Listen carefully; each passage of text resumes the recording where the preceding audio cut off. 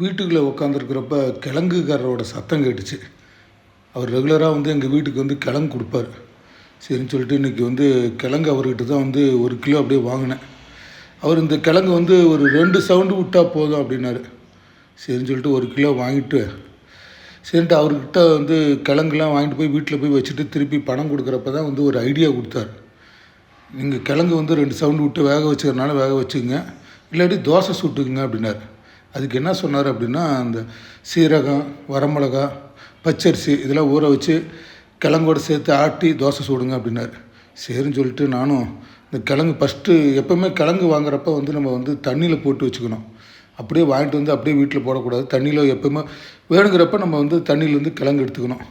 நான் என்ன பண்ணேன்னா, பச்சரிசியில் 1 டம்ளர் எடுத்துக்கிட்டு சீரகம், கருவேப்பிலை, 4 வரமிளகா இது எல்லாமே அந்த பச்சரிசி கூட ஆட் பண்ணிவிட்டு ஒரு தண்ணி ஊற்றி ஒரு 1/4 மணி நேரம் அப்படியே ஊற வச்சுக்கிட்டேன்.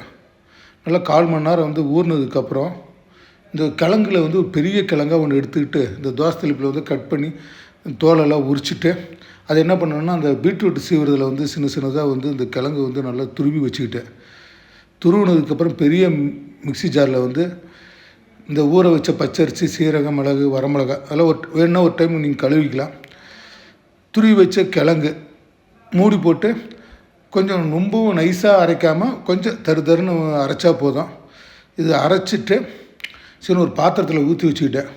கொஞ்சம் தண்ணியாட்டம் இருந்தது அப்படின்னு ஃபீல் பண்ணிங்க அப்படின்னா, நீங்கள் வீட்டில் ஏதாவது இட்லி தோசை மாவு இருந்ததுன்னா நீங்கள் அதோட கலந்துக்கலாம். தேவையான அளவு உப்பு கலந்துக்கிட்டு, தண்ணியாட்டம் இருந்தால் மட்டும் நீங்கள் இட்லி தோசை மாவு கலந்துக்கிட்டு ஒரு 20 நிமிஷம் கழித்து நீங்கள் அடுப்பத்தை வச்சு தோசை சட்டி நல்லா சூடு ஏறினதுக்கப்புறம் நீங்கள் தோசை ஊற்றி சாப்பிடுங்க. அப்படியே வெறும் தோசையை கூட நீங்கள் சாப்பிட்லாம். ஈவினிங் ஸ்நாக்ஸாக கூட சாப்பிட்லாம். இல்லை நீங்கள் சட்னி அரைச்சி அதை தொட்டுக்கிட்டு கூட சாப்பிட்லாம். அப்படி தான் இன்றைக்கி நான் டேஸ்ட் எப்படி இருக்குன்னு பார்க்குறதுக்கோசரம் ஒரு தோசை ஊற்றினேன். உண்மையிலுமேங்க சாப்பிட்டு பார்த்தேன், நல்ல டேஸ்ட்டாக. ரெகுலராக நம்ம தோசை சாப்பிட்றதுக்கெல்லாம் இப்படி வித்தியாசமாக ஒரு கிழங்கு தோசை சாப்பிட்லாம். நல்ல டேஸ்ட்டாக வந்திருக்கு. கண்டிப்பாக நீங்களும் உங்கள் வீட்டில் இந்த மாதிரி யாராவது கிழங்கு விற்றுட்டு வந்தாங்கன்னா அவங்ககிட்ட கிழங்கு வாங்கிட்டு இந்த மாதிரி நீங்கள் ஒரு அரிசியோடு சேர்த்து ஆட்டி சுட்டு சாப்பிட்டு பாருங்கள். சூப்பராக இருக்கும்.